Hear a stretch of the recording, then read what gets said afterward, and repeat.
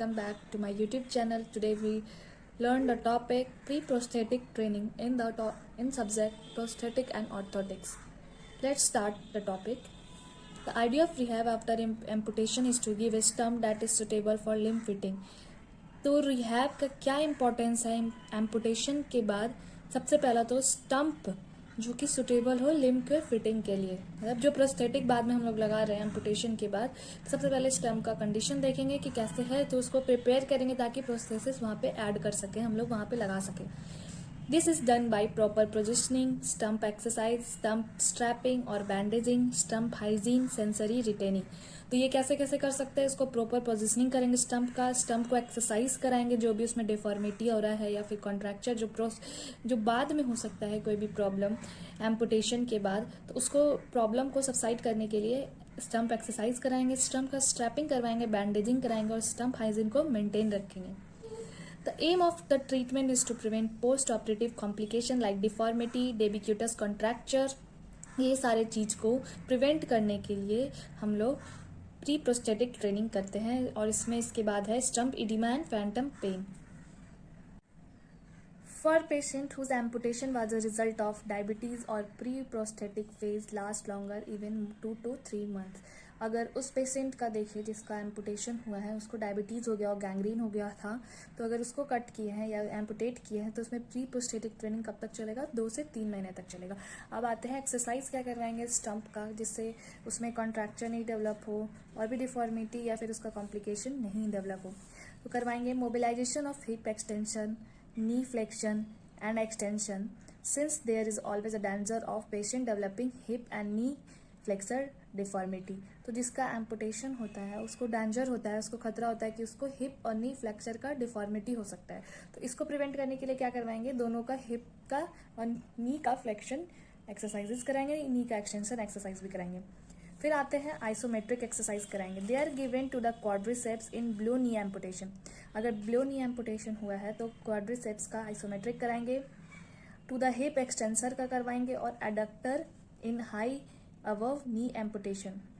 और hip extensor का कराएंगे और एडक्टर का कराएंगे अगर नी एम्पुटेशन अबव हुआ हो, अबव नी एम्पुटेशन हुआ हो.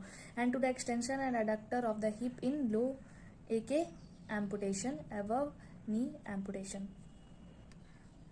ओवरऑल ये बोल सकते हैं कि अगर बिलो नी एम्पुटेशन हुआ हो तो क्वाड्रिसेप्स का एक्सरसाइज कराएंगे आइसोमेट्रिक, और अगर अबव नी हुआ हो तो हिप के एक्सटेंसर का कराएंगे और एडक्टर का कराएंगे.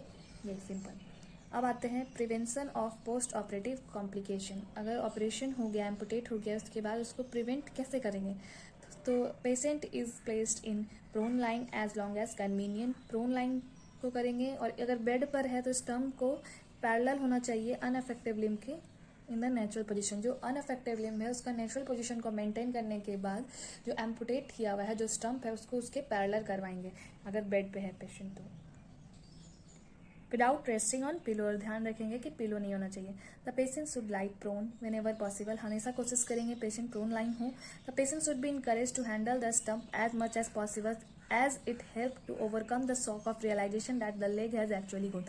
सबसे पहला प्रॉब्लम होता है किसी का भी एम्पुटेशन होता है तो उनको रियलाइज नहीं होता है कि उनका शॉक में चले जाते हैं पेशेंट कि उनका लिम्ब एम्पुटेट हो गया और उनको फॉल सेंसेशन भी फील होता है, जिसको फैंटम सेंसेशन बोलते हैं लिम्ब का. सबसे पहले पेशेंट को इनकरेज करेंगे, उसको हौसला देंगे और उनको स्टम्प हैंडलिंग का कैसे करेंगे, स्टम्प हैंडलिंग वो सारा चीज़ उनको एजुकेट करेंगे. Use of compressive bandage will reduce oedema. अब एम्पुटेशन हो गया तो उसमें इडीमा हो सकता है, उसका कॉम्प्लिकेशन, तो उसके लिए कंप्रेसिव बैंडेज देंगे. And save the residual limb in preparation of fitting A prosthesis. अब जो बचा हुआ लिम्ब है उसको उसके हेल्प से उसको एम्पुटेट किया हुआ लिम्ब को करेंगे प्रिपेयर ताकि जो प्रोस्थेसिस लगा रहे हैं वो लग सके. और फंक्शनल इंडिपेंडेंस सिखाएंगे. Patient is taught to move up and down the bed by pressing on the sole of remaining leg. अब जो लेग बचा हुआ है उनका उसके ऊपर जोर दे करके पेशेंट को बोलेंगे उसके बेड से उतरो या उसके ऊपर आओ या उसके ऊपर बैठो. ये सारा चीज़ कराएंगे. अब आते हैं physiotherapy efforts are given. Physiotherapy का भी इंपॉर्टेंट रोल है, तो फिजियोथेरेपिस्ट क्या क्या करेंगे वो जानते हैं. To maintain strength of whole body and muscle controlling stump. सबसे पहले तो सारा बॉडी का स्ट्रेंथनिंग करेंगे, सारा एक्सरसाइज कराएंगे और मसल कंट्रोलिंग जिसमें जहाँ पे प्रोस्थेटिस लग रहा है वहाँ पे मसल को कंट्रोल करने के लिए उसका एक्सरसाइज करेंगे। To maintain balance and transfer, patient balance और ट्रांसफर कैसे करे उसके लिए भी रोल है फिजियोथेरेपी का। To reeducate mobility with axillary crutches और वॉकर्स, वापस से कैसे पेशेंट चल सकते हैं तो उसके लिए इनको रीएडुकेट करेंगे एक्सिलरी क्रचेज या वॉकर के हेल्प से। To restore functional independence, physiotherapy का रोल है कि उसको फंक्शनल इंडिपेंडेंस वापस से रिस्टोर करने में। अब आते हैं स्टम्प बैंडेजिंग और हाइजीन, उसको भी मेंटेन करना जरूरी है ताकि उसमें इन्फेक्शन ना हो जाए, ताकि प्रोस्थेसिस आराम से लग सके, सब चीज़ प्रॉपर रहेगा तभी प्रोस्थेटिक फिटिंग सही से होगा। तो उसके लिए सबसे पहले करवाएंगे the skin on the stump is expose to stress as it was not design for weight bearing और uneven pressure and friction against the skin.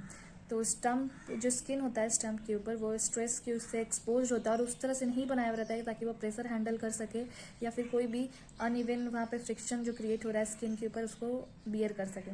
Infection can occur in that area as rashes and abrasion can occur frequently in warm and moist environment. वहाँ पे जो environment है stump जहाँ पर है वहाँ पे क्या है कि मॉइस्ट और वार्म एनवायरनमेंट है तो उसमें इन्फेक्शन होने का चांसेस फ्रीक्वेंट रहता है। Socket accumulate sweat against the skin of the stump and do not allow air circulating around it and to dry. अगर वहाँ पे स्टम्प वहाँ पे अगर स्वेट है वहाँ पे स्वेटिंग हो गया और मॉइस्ट एनवायरनमेंट है तो वहाँ पे अलाउ नहीं होता सर्कुलेट करने का। सॉकेट वहाँ पे अगर एक्यूमुलेट हो गया एक बार लग गया तो वहाँ से एयर जाने के लिए रास्ता नहीं होता, इन्फेक्शन होने का चांसेस और बढ़ जाएगा। तो इसके लिए क्या करेंगे, अब आते हैं दूसरा पॉइंट, केयर ऑफ स्टम्प। कैसे केयर कर सकते हैं स्टम्प का ताकि ये सारा कॉम्प्लिकेशन है वो सारा नहीं आए। The stump is enclosed in a socket throughout the day and tend to sweat a lot. Stump को क्या करते हैं, सॉकेट को पूरे दिन डाल देते हैं ताकि वो स्वेट कर सके। It can be mop up by wearing A socks which can have cooling. ये क्या कर सकते हैं, मॉप उसके लिए सॉक्स को वियर करेंगे जो कूलिंग इफेक्ट क्रिएट करें। As well as providing a sock absorbing padding for stump. The stump socks need to be change every day otherwise the stink is terrible. तो हर दिन उसको चेंज भी करेंगे। The patient is train to wash the skin thoroughly with the warm water and clean with the mild soap. This is generally before going to the bed. A little talcum powder is spread. Overall ये है कि stump को care कैसे करेंगे, उसका hygiene maintain कैसे करेंगे, उसको बैंडेजिंग कैसे करेंगे, उसको एडिमा से प्रिवेंट करने के लिए एलिवेशन करवाएंगे, उसका एक्सरसाइज कराएंगे ताकि वो प्रॉपर बियर कर सके प्रोस्थेसिस को। तो ये सारा जो रोल है ये प्री प्रोस्थेटिक ट्रेनिंग में आता है। नेक्स्ट हम लोग वीडियो कवर करेंगे प्रोस्थेटिक ट्रेनिंग का। तो अगर मेरी वीडियो आप लोगों को अच्छी लगे तो प्लीज़ सब्सक्राइब कर देना चैनल को एंड थैंक्स।